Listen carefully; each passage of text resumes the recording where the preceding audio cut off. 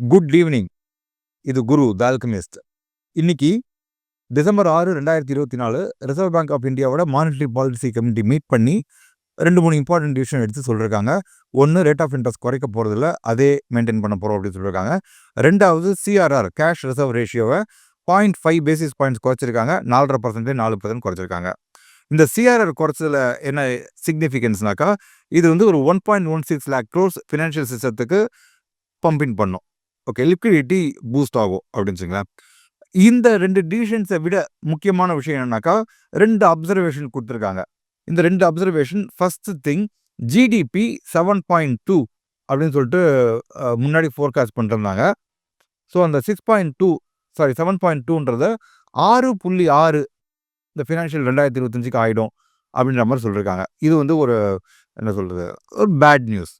ரெண்டாவது, retail inflation இதுக்கு முன்னாடி 4.5 அப்படின்னு சொல்லிட்டு ப்ரொஜெக்ட் பண்ணிருந்தாங்க. அதை 4.8 அப்படின்னு சொல்லிட்டு ப்ரொஜெக்ட் பண்ணிருக்காங்க. ஸோ நம்ம ஜிடிபி இது ஜாஸ்தி இருந்திருக்கணும், இன்ஃப்ளேஷன் கம்மியாக இருந்திருக்கும். ஜிடிபி க்ரோத் ப்ரொஜெக்ஷன் கம்மியாக இருக்குது, வேறஸ் ரீட்டைல் இன்ஃப்ளேஷன் ஜாஸ்தியாக இருக்குது. ஓகே, இது ரெண்டுமே ஹெட்விண்ட். ஒரு நல்ல விஷயம் என்னன்னாக்கா, இது வந்து ஒரு பிரச்சனை அப்படின்னு சொல்லிட்டு ஐடென்டிஃபை பண்ணிருக்காங்க ரிசர்வ் பேங்க்கில். இதை வந்து தே ஸ்பெல்ட் அவுட் ஆல்சோ. ஸோ இதுக்கு ஒரு தீர்வு கண்டுபிடிக்கணும் இல்லையா?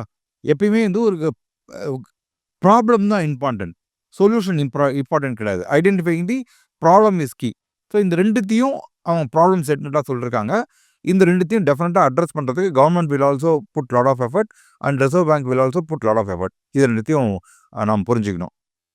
இதுக்கு அடுத்த முக்கியமான விஷயம், ஏன் இந்த ரேட் ஆஃப் இன்ட்ரெஸ்ட் குறைக்கல அப்படின்றதுக்கு என்னன்னாக்கா, இப்போ நமக்கு நிறைய வந்து என்ன சொல்கிறது, ஃபாரின் டைரக்ட் இன்வெஸ்ட்மெண்ட் வந்துட்டு இருக்கு. இது இன்னும் வரணும். அடுத்தது, ஃபாரின் இன்வர்ட் ரெமிட்டன்ஸ். நமக்கு நிறைய துபாயில், சவுதியில், மிடில் ஈஸ்டில் வந்து நிறைய இன்ஃப்ளோ வருது. அது மாதிரி யூஎஸில் நம்ம என்ஆர்ஐஸ் நிறைய பேர் இருக்காங்க.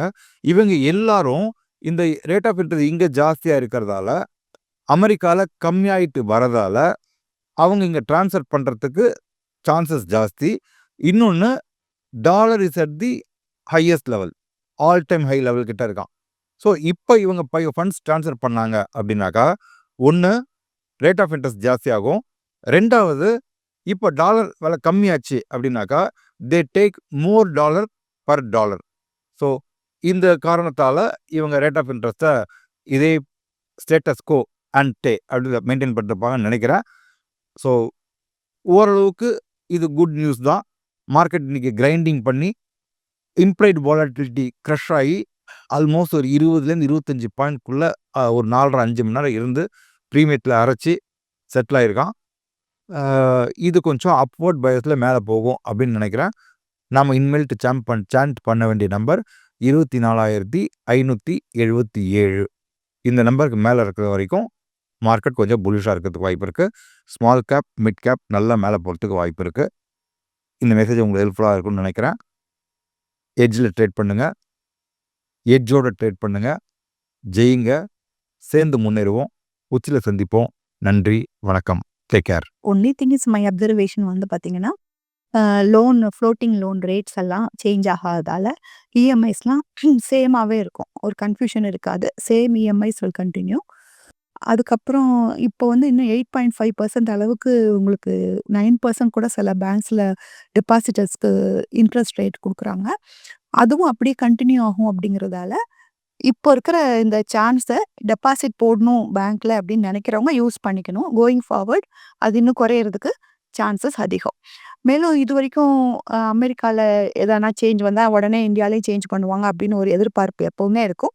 நம்ம ஆர்பிஐ இந்த தடவை அதை மாதிரி ஃபாலோ பண்ணல. நம்ம கண்ட்ரிக்கு எது ஏற்றதோ இதைத்தான் அவங்க செஞ்சுருக்காங்க. மியூச்சுவல் ஃபண்ட்ஸ்ல முதலீடு பண்ணுங்க, மாசம் மாசம் எஸ்ஐபி போடுங்க, எஸ்டபிள்யூபில நிறைய ரிட்டர்ன்ஸ் கிடைக்கும் அப்படின்னு எல்லாரும் சொல்றதை கேட்டு குழம்பி போயிருக்கீங்களா? இனிமேல் அந்த கவலையை விடுங்க. பொருளாதாரம் சம்பந்தமான உங்களோட சந்தேகங்கள் எல்லாத்தையும் ஈடி தமிழ் ஆஃபீஸ்க்கே நேரடியா வந்து எக்ஸ்பர்ட்ஸ் கிட்ட கேட்க முடியும். அதுக்கு நீங்க செய்ய வேண்டியதெல்லாம், உங்களோட பெயர் மற்றும் கான்டாக்ட் நம்பரை ஸ்கிரீன்ல தெரியுற இந்த நம்பருக்கு வாட்ஸ்அப் பண்ணுங்க.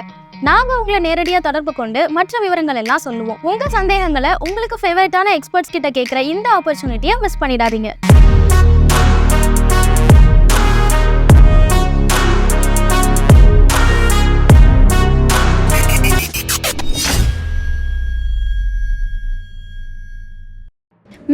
ஈடி தமிழ் சேனல்ல வரப்போகும் பிசினஸ் மற்றும் அது ரிலேட்டடான வீடியோவை பார்க்க உடனே கீழே இருக்க சப்ஸ்கிரைப் பட்டனை கிளிக் பண்ணுங்க.